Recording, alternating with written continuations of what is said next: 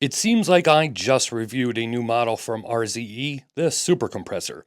And looking it up, that was only back in October, and now here we are in December with the Ascentus GMT.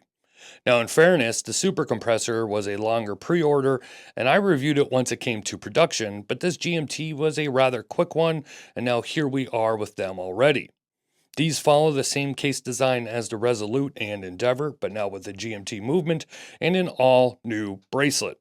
The movement is the Seiko S2 NH34 GMT movement, and the price for this Ascentus is currently $550.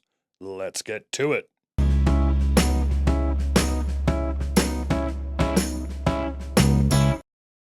On screen, you will see all the specifications, and I will go ahead here and show you the other color options on screen because, as usual, RZE comes in hot with some great color combos.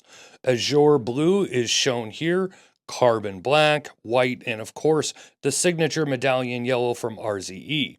Now, since this case design is from the Resolute, which then became the Endeavor and then became the Super Compressor, I'm not going to go over this case again.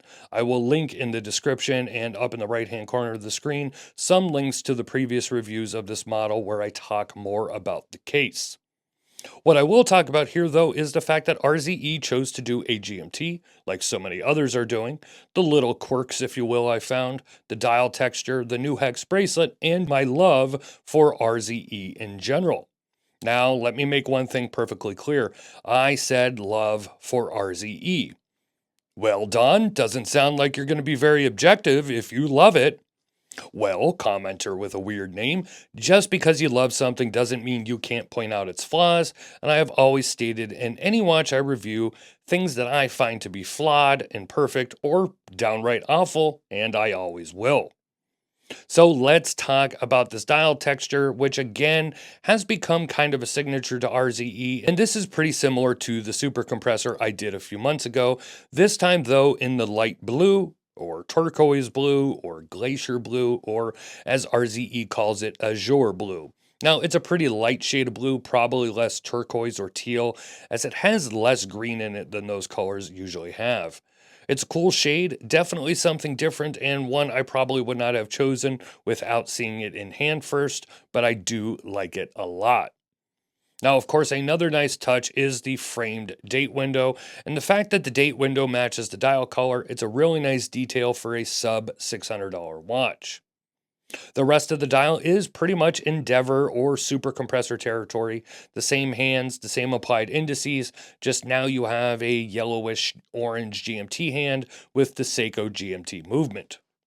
As many of you know, Miyota has released a true GMT with the 9000 series, the 9075, and I have yet to get my hands on one of those. But asking Travis why they chose the Seiko movement instead, he simply said, cost and availability. The Miyota movement is in high demand and production is limited right now, and it would have put the cost of this new GMT much higher than RZE wanted. One thing we normally think of with a GMT would be a bi-directional bezel. As shown here in the video, the 120 click DLC bezel on this one is unidirectional, like a dive bezel would be. I guess functionality-wise, it really doesn't make that big of a difference, with the exception that if you want to quickly change your GMT time using the bezel, you have to rotate it all the ways around instead of just turning it the opposite direction. The big highlight or change of this model compared to the past models using this case is the new bracelet. They call this the hex bracelet. It's still titanium and it has a hard coating on it, with the exception of the clasp, which on the website states stainless steel. Now, I'm not sure if the steel clasp is hard-coated or not. This new multi-link bracelet is slimmer and more tapered than the previous H-link bracelet, and it gives the watch a more svelte appearance, which is going to be good for some and bad for others. Basically, this is a 40mm watch on a slim bracelet. This is not a chunky beast, so take a look at it here on my 7.5 inch, or for the rest of the world, 19.05 centimeter wrist, and see what I mean. It is a smaller watch and it wears as such, but to many, this will be the appeal.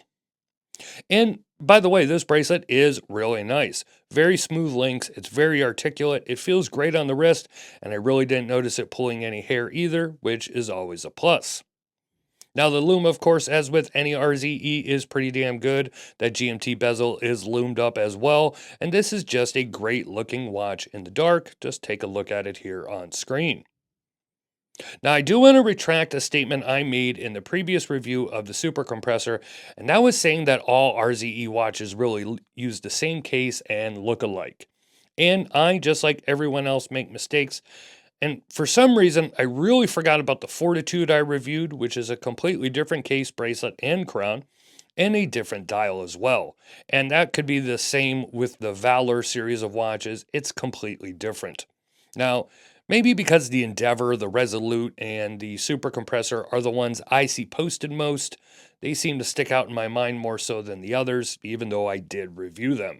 But yes, this new GMT follows in the footsteps of those collections as it is part of it, and now adds an all new bracelet. Now, personally, I'd still like to see some bigger pieces from RZE. This in 42mm would really be my sweet spot. But you know what? RZE is still new. And you know what? Catering to an audience is a smart choice. Go ahead and make what sells. Like so many others releasing GMTs recently, this is another nice example, and at least this one has a large enough GMT hand that also extends a decent amount on the dial, and it's just another great looking piece from the Singaporean brand. I do wonder why they didn't use a bidirectional bezel, but that's just really a minor nitpick. Let me know what you think of this piece down in the comment section if I missed anything, if you have any questions, or you just want to say hello. Please remember, liking, subscribing, and commenting is all free, and it really helps out the channel. You can find us on social media, and of course our website, watchreport.com. This is Don Evans from Watch Report. Thank you for watching, and I will see you next time.